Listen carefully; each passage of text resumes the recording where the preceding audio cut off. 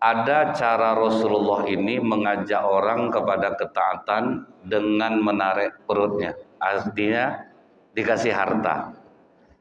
Jadi gitu juga Pak, itu berlaku sampai hari ini tuh Pak. Untuk mengajak orang kepada kebaikan ini kadang kita butuh harta. Kita korbankan harta kita sehingga dia tertarik dia untuk datang ke masjid, untuk sholat. Nah ini yang dilakukan di Masjid Jogokarian Yogyakarta Pak. Jadi kalau di sana itu semua fakir miskin didata.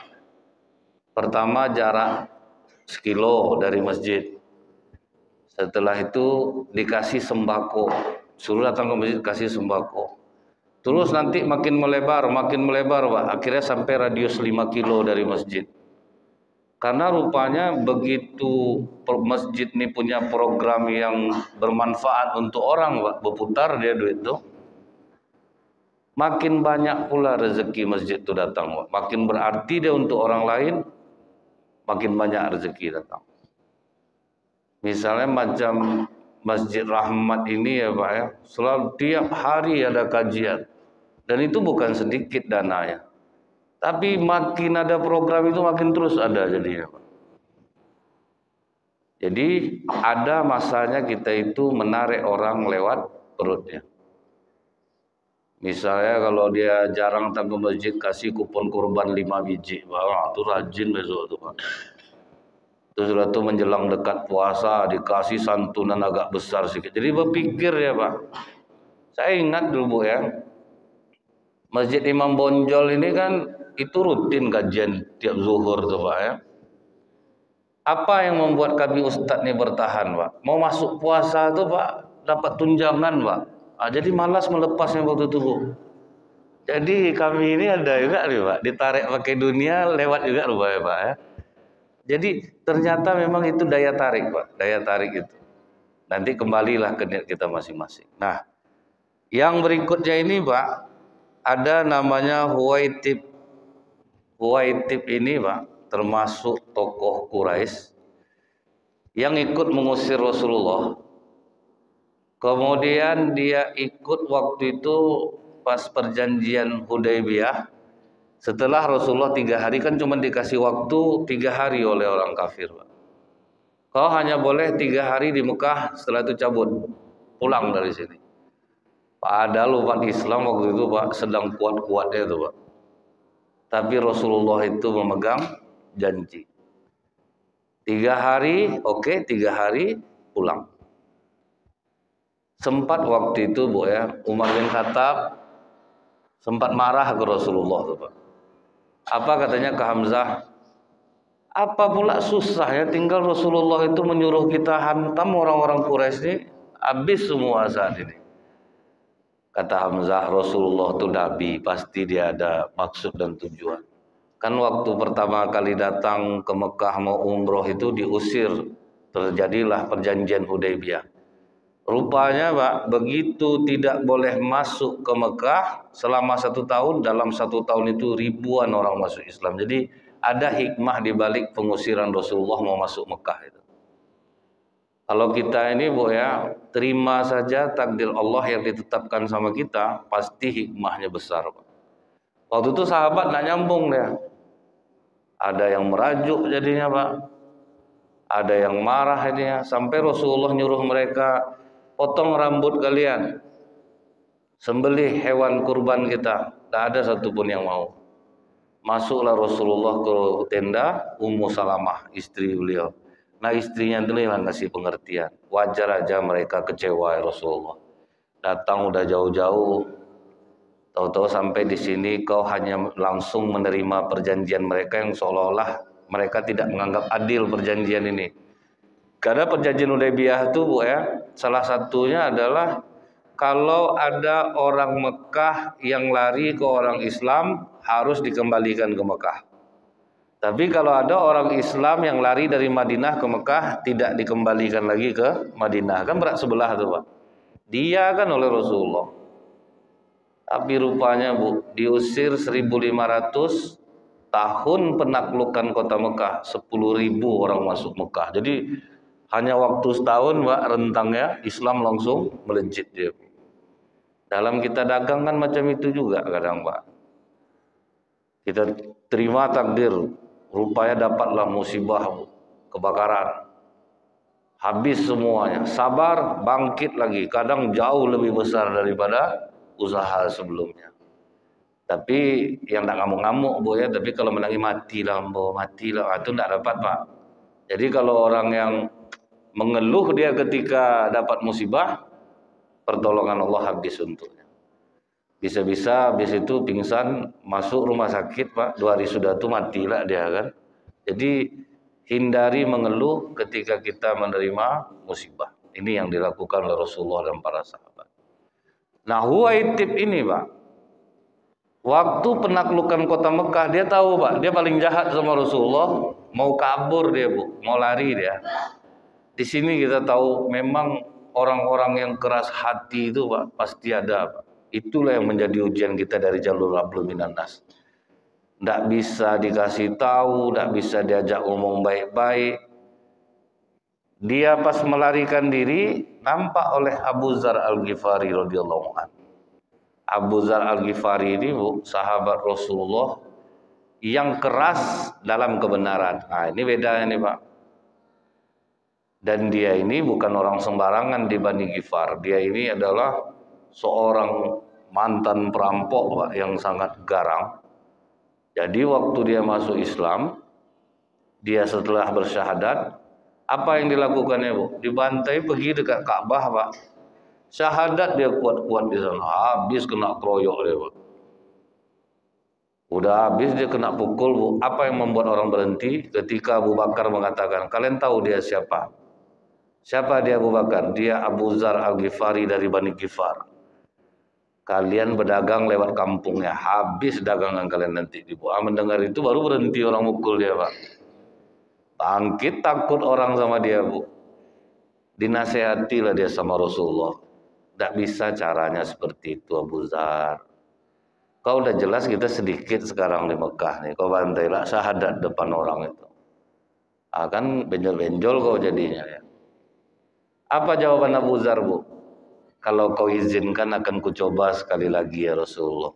Lihat Pak kerasnya Pak. Dia keras tapi kau yang baik. Jangan Abu Dzar, udahlah itu. Akhirnya dia berjanji ke Rasulullah, aku akan pulang ke kampungku dan tidak akan kembali lagi ke sini sebelum aku bawa orang kampungku masuk Islam. Dia itulah yang mendakwahi perampok-perampok Bani Ghifar itu jadi. Kalau kita tibanya kampung bajing loncat tibanya kan ada tempatnya memang di Indonesia nih. Keras.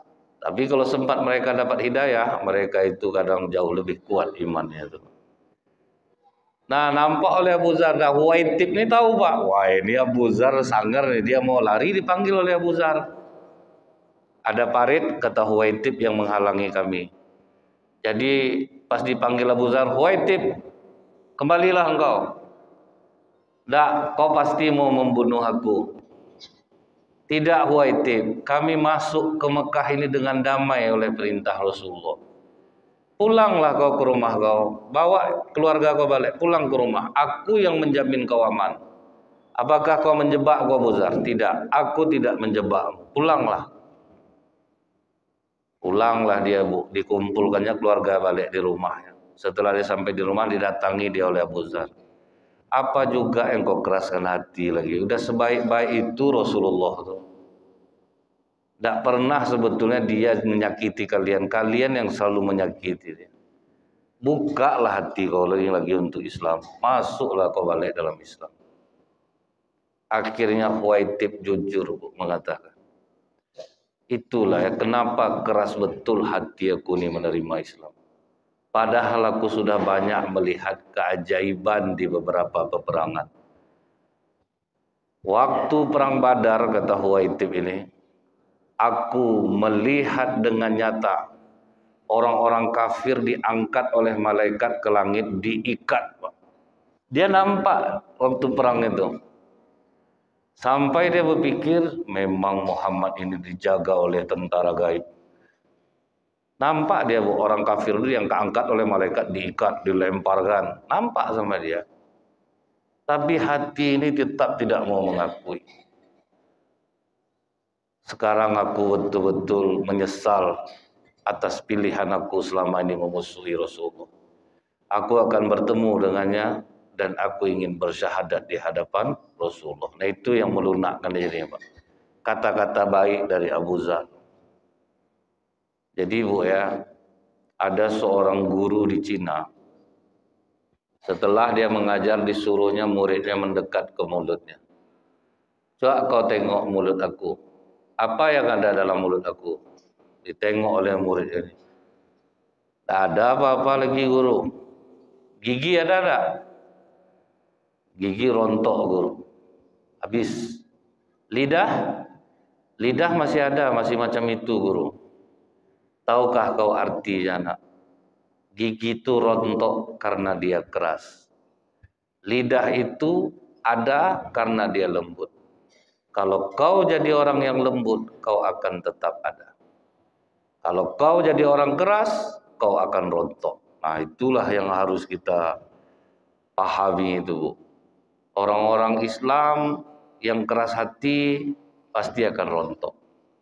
Kalau kita lembut Bu, itu yang menjadi asbab hidayah bagi orang lain. Padahal Abu Zar ini orangnya ngeri Pak. Tapi dengan dia ngomong baik-baik, pulanglah kau Huwaitib, aku yang menjamin keamananmu, kumpulkan kembali keluargamu. Nah itu yang membuat dia tersentuh terhadap Islam. Kadang Bu, kita orang Islam ini bisa menghambat hidayah orang. Nampak orang tidur di masjid, bangun kau, tak sembahyang kau nih. Mengajar kau tidur kau di rumah lah. Itu tuh Pak bisa menghambat hidayah tuh Pak. Aturan lunak hati orang terhadap Islam tidak jadi dia. Tapi ada juga masanya kita tuh keras, ada masanya lunak. Misalnya anak-anak lari-lari di masjid. Kadang kalau lunak kita menjadilah dia Pak.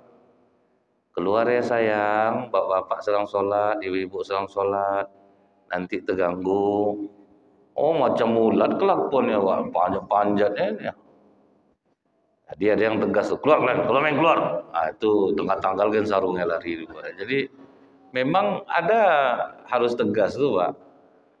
Nah, tapi kelembutan yang saya maksudkan ini letakkan pada tempatnya. Mana tahu orang ini baru belajar Islam, tertidur dia. Mungkin kita dengan baik-baik itu yang membuat dia tersentuh. Jadi saya pernah melihat orang menegur orang terkencing berdiri di kamar mandi. Itu sedih saya Pak. Berdiri kau kencing, kenalah air kencing kau ke celana kau. Tak sah sembahyang kau nih. Kan seperti itu Pak. Diam aja orang dulu. Mungkin itu hari pertamanya sholat dan terakhir tuh Pak. Sejak itu mungkin tidak berani dia ke masjid lagi. Ngeri-ngeri orang di masjid ini rupanya. Sebetulnya pakai aja cara Ibnu Abbas Pak. Kalau menegur orang yang tidak kenal. Kalau Ibnu Abbas dulu Bu ya. Ditengoknya ada bapak-bapak salah cara beruduk Pak. Dia pura-pura negur anak kecil. Nah sini. Kalau mau beruduk tuh gini caranya. Jadi bapak tuh nengok. Salah aku lupa. Jadi tidak terasa dia Pak. Kalau sedang makan gitu Bu, kan wirid ibu-ibu nih yang paling banyak. Jadi ibu-ibu ini banyak ilmunya Pak. Suaminya beruduk salah, ngasih taunya sedang makan. Tapi ke anaknya, dedek kalau wudhu itu sayang, sunnahnya adalah membasuh tangan, di sela-sela jari-jari itu disekak. Jadi bapak mendengar terus Pak ya. Banyak salah aku tadi, aku tangan duluan baru muka. Nah misalnya gitu Pak ya.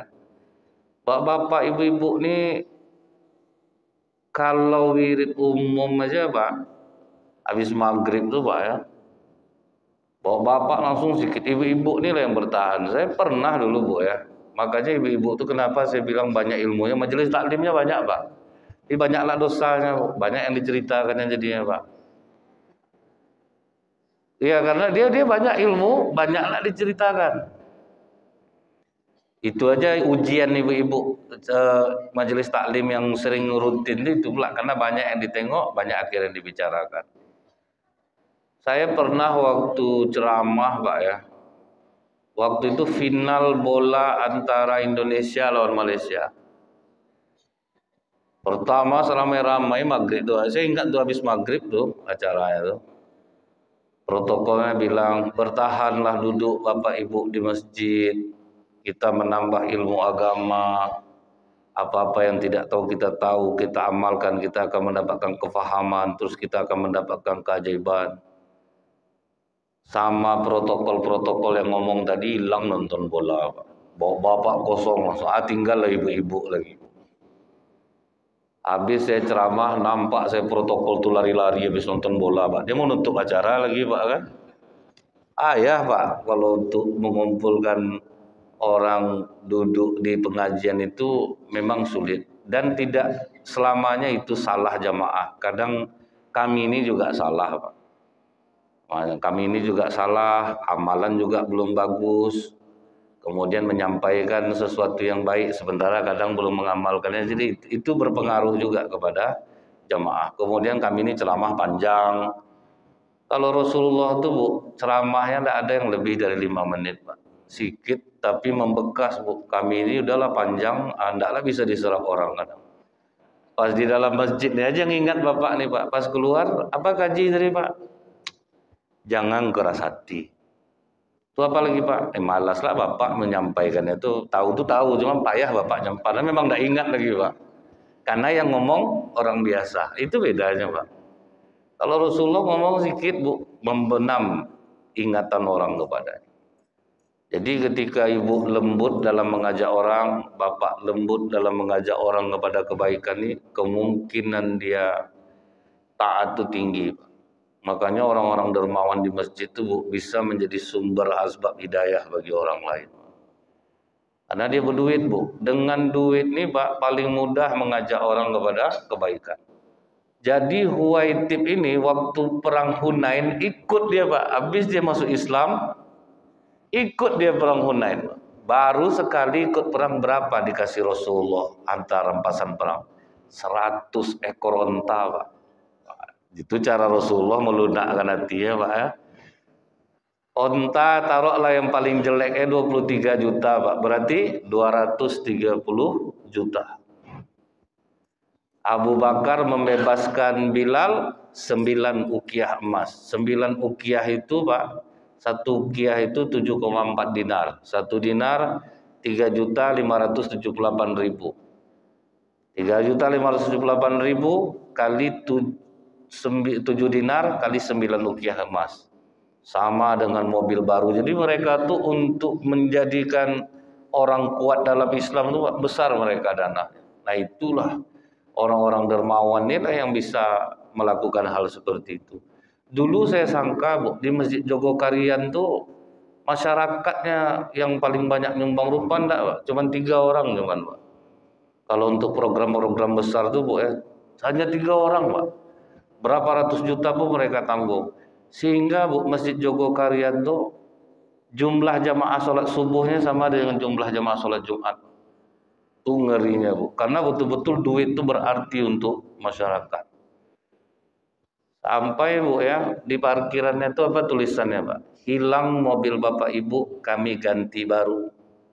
Hilang sepeda motor, kami ganti baru. Hilang sendal, kami ganti dengan merek yang serupa. Di mana-mana masjid kan yang kita tulis tolong kunci ganda kendaraan Anda, karena kalau hilang bukan tanggung jawab pengurus. Itu yang ada Pak. Itu nyaman loh kita sholat. Macam masjid kita ini Bu, ada abang-abang yang jaga sepeda motor, itu udah otomatis udah menyamankan orang ibadah tuh Pak. Besar pahala pengurus tuh. Macam di masjid dakwah Bu, 4 orang security Pak, 24 jam masjid dibuka sekarang. Betul-betul ditumpahkan ke sana, dan security-nya itu Bu, betul-betul macam orang kerja. Jadi 1 orang nunggu dalam masjid ketika orang sholat, 1 dalam masjid, 1 pas di luar masjid untuk melihat sendal, mobil, ada lagi yang jaga tuh. Jadi nyaman orang sholat jadinya Pak. Kalau enggak Bu, kadang kita tarawih Pak, kiri sama kiri sendal kita bawa jadinya. Takut hilang Pak.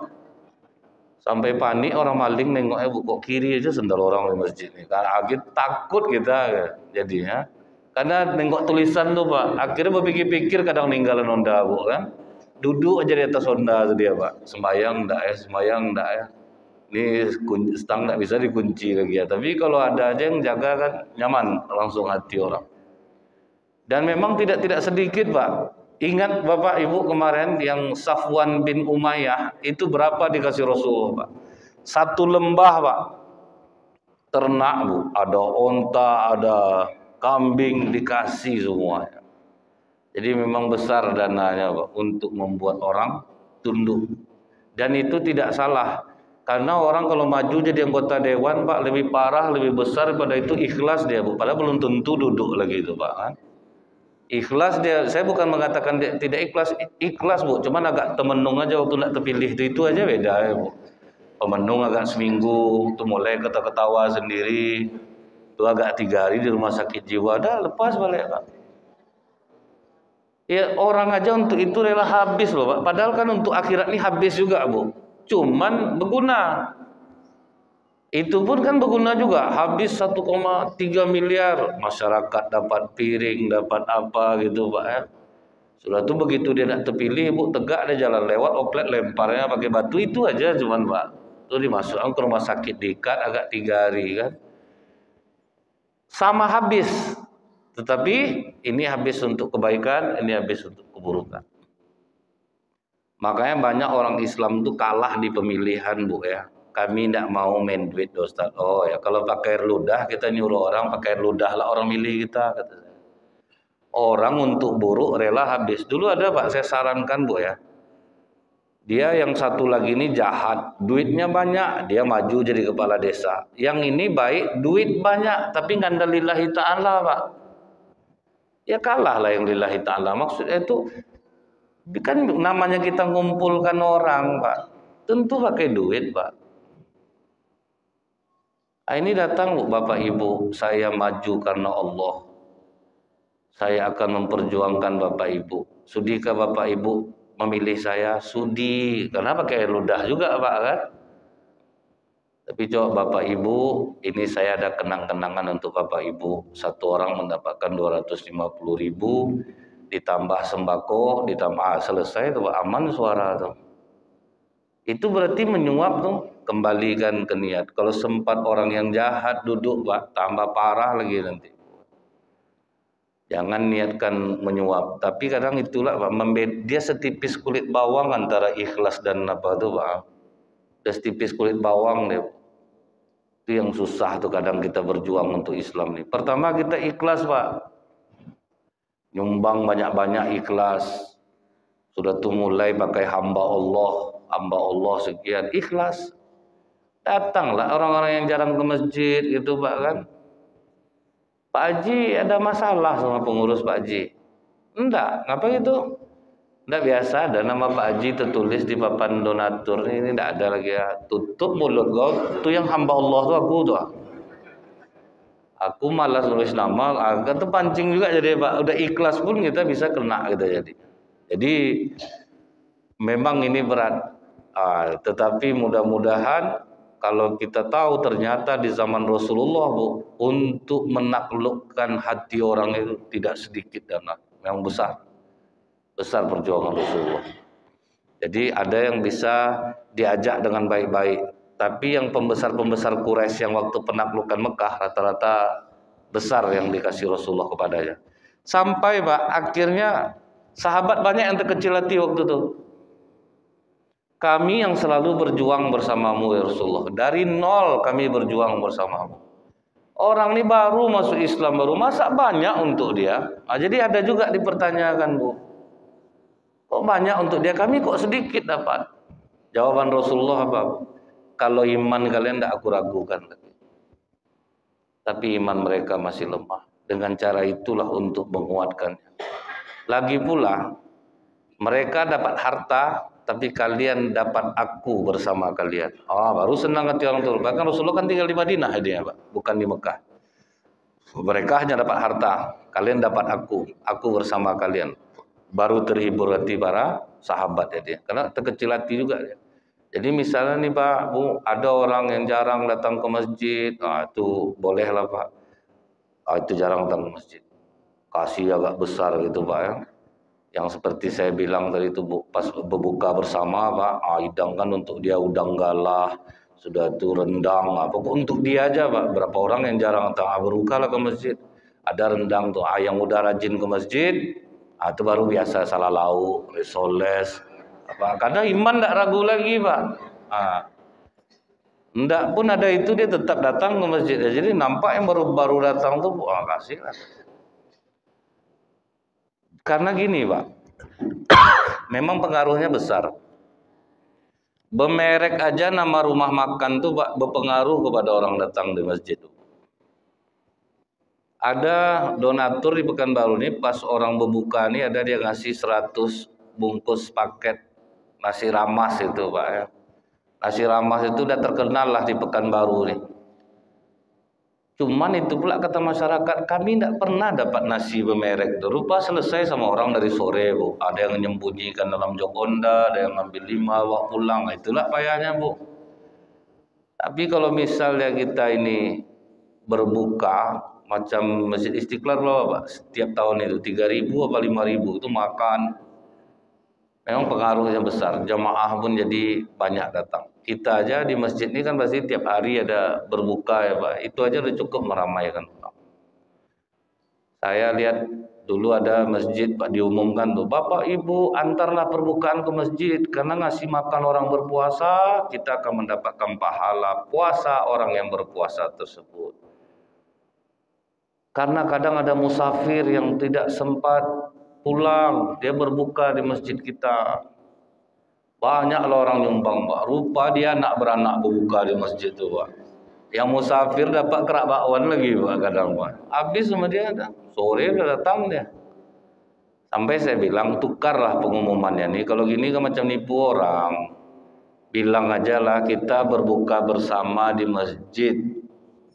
Siapapun datang lah, itu baru halal ya dia Pak. Tapi kalau udah dibilang katanya untuk musafir, rupanya orang sana suami, istri, anak 5 orang duduk udah sore situ Bu. Rupa untuk melantak apa itu dia Bu. Jadi tidak masak dia sebulan penuh Pak, aman dia. Itu tidak boleh loh Bu. Pasti hidupnya menderita setelah Ramadan. Karena itu termasuk penipuan Pak. Pengumumannya itu menipu. Tapi kalau jelas betul macam semalam saya dengar ada di satu masjid kami menyediakan nasi bungkus setiap hari. Siapapun Bapak Ibu mau datang ke masjid datanglah. Itu halal Pak. Siapapun boleh datang. Tapi kalau dijual-jual macam macam baiklah gitu Pak ya. Kita akan mendapatkan pahala. Rupa dia menyelamatkan dirinya dan anak-anaknya Bu di masjid tuh. Ramai dia makan. Musafir dapat apa semangka kecil itu lagi Pak kan. Sudah tuh kalau berbuka macam itulah di masjid Pak, banyaklah orang tidak sholat jadinya Pak. Sholat maghrib tuh bagaimana mau apa lagi udah tergelempang di depan tuh Pak. Salah 5 dimakannya Bu. Sarabi 2, tuh teh segelas. Macam mana mau bergerak lagi Pak. Akhir banyak yang tidak sholat. Udah habis waktu maghrib tuh belum sholat lagi. Dia sudah makan tuh merokok lah sebatang dulu Pak kan. Kadang ngamuklah dia ke orang koma cepat. Anak itu cepat betul koma. Orang masih hidup. Dia pula yang mau ditunggu dulu Pak, baru boleh. Jadi ada macam-macam cara bagi kita untuk menarik orang kepada Islam ini. Nah, kemudian Pak, yang paling menjadi ujian oleh Rasulullah Pak dalam mengajak orang masuk Islam adalah Bani Saqif. Itu orang-orang Taif yang pernah melempar Rasulullah pakai batu. Satu-satunya kaum Bu yang paling sulit untuk ditaklukkan hatinya adalah Bani Saqif ini Pak. Cuman ada angin segar bagi Rasulullah ketika tokoh masyarakat Saqif itu mendatangi Rasulullah, namanya Urwah bin Mas'ud. Begitu dia ikuti Rasulullah, ya Rasulullah, aku telah mengenalmu, aku telah mengenal ajaranmu, aku tertarik dan ingin masuk ke dalam Islam ini. Senang hati Rasulullah Pak. Bersyahadat dia di depan Rasulullah, kemudian dia katakan, aku akan mendakwahi Bani Saqif. Kata Rasulullah, untuk saat ini jangan. Jadi udah dinasihati Rasulullah dia Pak, tidak usah. Ya Rasulullah, kau mungkin tidak tahu bahwa aku orang yang sangat dihormati di Bani Saqif. Mereka sayang kepadaku dan keluargaku. Dilarang lagi oleh Rasulullah. Tidak usahlah dulu. Aku paling faham orang-orang Bani Saqif karena mereka pernah menganiaya aku. Susah untuk ditaklukkan. 15 hari Rasulullah ceramah di sana, Pak. Nol pengikut. Tidak ada yang mau ikut. Tidak ada yang tunduk hatinya. Sampai akhirnya Rasulullah itu diusir dari sana tapi sambil dilempar pakai batu, Pak.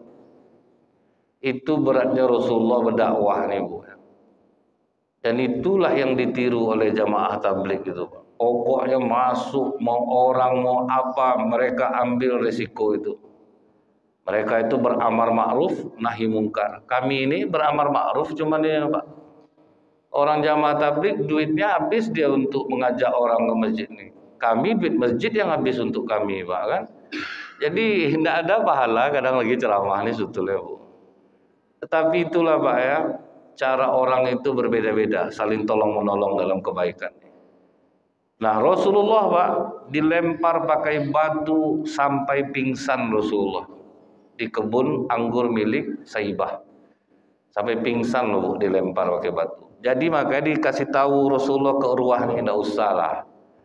Kau tebalkan aja iman kau dulu, baik-baik dulu. Tapi akhirnya kata Urwah, tidak bisa ya Rasulullah, tidak sabar rasanya aku mendakwahi kaumku itu. Sampai dia di kaumnya, Bu, tegak dia di atas rumahnya, Pak. Wahai para Bani Saqif, berkumpullah. Aku mengajak kalian kepada Islam yang sudah terbukti mengikuti ajaran ini akan berdampak baik kepada kehidupan dunia dan akhirat kita. Langsung menancap banyak panah di tubuh, Pak. Langsung dibidik sama masyarakat Saqif.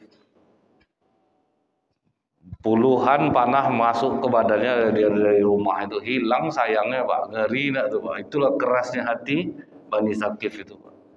Nggak bisa lunak, Bu. Jadi waktu sakratul maut tuh ditanya oleh orang, apa perasaan kau saat ini? Aku sangat mulia sekarang. Baru masuk Islam, akhirnya mati syahid. Itu yang ku banggakan. Nah, ini yang dikatakan Rasulullah, dia ini persis sama dengan Habib An-Najjar yang ada di surat Yasin itu. Yang ngajak kaumnya untuk beriman, akhirnya dia dibunuh. Jadi memang resiko dakwah ke orang-orang yang keras itu memang mati, Pak. Kadang kita itu memang menganggap bahwa mungkin orang ini akan lunak hatinya, tapi rupanya di luar dugaan. Mereka akhirnya menjadi pembunuh. Betul-betul dibunuhnya Habib An-Najjar. Nah, waktu Islam sudah semakin kuat, Pak, di Madinah, di Mekah, mulai Bani Saqif ini ketakutan. Diutuslah Abdul Jalil Ammar, Bu, utusan dari Saqif menghadap Rasulullah. Tahu Bapak Ibu apa permintaannya? Kami mau masuk Islam tapi izinkan kami menyembah berhala selama 3 tahun. Dinego ya, Pak. Jadi disinilah kita lihat, Bu, betapa tegasnya Rasulullah untuk hal-hal seperti itu. Rasulullah itu lunak, tapi dalam hal ini tegas-tegas saja, Pak. Tidak bisa. Kalau kalian sudah masuk Islam, kalian tidak boleh lagi menyembah berhala. 2 tahun lah ya Rasulullah, 2 tahun aja. Kami nak nyembah, kami simpan aja patung tuh. Tidak bisa. Bagaimana kalau setahun aja Rasul? Tidak bisa. Sebulan ya Rasulullah? Tidak bisa. Tidak bisa nego. Mau Islam kalian tidak. Kalau kalian tidak, kalian macam-macam sama kami serang. Gitulah tibanya lagi, Pak, kata Rasulullah. Karena mereka udah takut, tahu posisinya udah lemah, baru dia mau. Tapi dinegonya. Sebulan aja ya Rasulullah. Apa? Tidak bisa. Tidak bisa. Jadi ginilah, kami masuk Islam. Tapi boleh enggak kami patung ini hanya untuk hiasan di rumah? Enggak bisa. Harus dihancurkan. Apalah salahnya untuk kenang-kenangan Rasulullah? Tidak bisa. Kalau kami enggak bisa menghancurkannya Rasulullah, enggak perlu kalian, kami yang menghancurkannya. Jadi itu pula, Pak. Rasulullah itu lembut-lembut, tapi kalau untuk urusan tauhid itu tidak, Bu. Sudah dihancurkan patung-patung sembahan Bani Saqif ini, apa permintaannya lagi, Pak? Boleh enggak kalau kami udah syahadat tapi kami enggak sholat? Itulah permintaannya lagi, Pak. Kami syahadat mau nih, cuman kami bolehlah enggak sholat. Tidak bisa. Kalau kalian sudah bersyahadat, kalian wajib untuk sholat. Tak boleh kalian meninggalkan sholat. Oke lah kalau gitu, kami maulah. Tapi boleh enggak kami ini mengangkat pemimpin tetapi tidak boleh dari luar kalangan kami? Oh boleh, tidak ada masalah. Kalian mau ngangkat dari kelompok kalian tidak ada masalah. Tapi boleh enggak kami tidak bayar zakat? Kalau kami sudah sholat, boleh tidak kami tidak bayar zakat, tidak mengeluarkan zakat tanaman kami 10%? Untuk itu direstui oleh Rasulullah. Karena Rasulullah prinsipnya apa, Bu? Kalau orang sudah bersyahadat, yang paling utama diajarkan adalah sholat. Jangan yang lain dulu. Sholat itu dulu. Kalau orang sudah rutin sholatnya, otomatis hatinya mau untuk bersedekah. Itu udah jelas, Bu. Jadi jangan diperumit. Saya kemarin nonton orang masuk Islam di Al-Falah, Darul Mutakin, perempuan. Pertanyaan kita kan 3 tuh, Pak. Adakah yang memaksa kamu secara keras, atau dengan lembut, atau dengan iming-iming? Kalau kamu masuk Islam, kamu akan kaya, hidup kamu akan enak. Ada? Tidak. Apa motivasi kamu masuk Islam? Apakah mau menikah? Tidak. Saya sedang melihat orang Islam itu pakaiannya tertutup, mereka menutup aurat. Berarti ada ingin dia masuk Islam, berarti aman.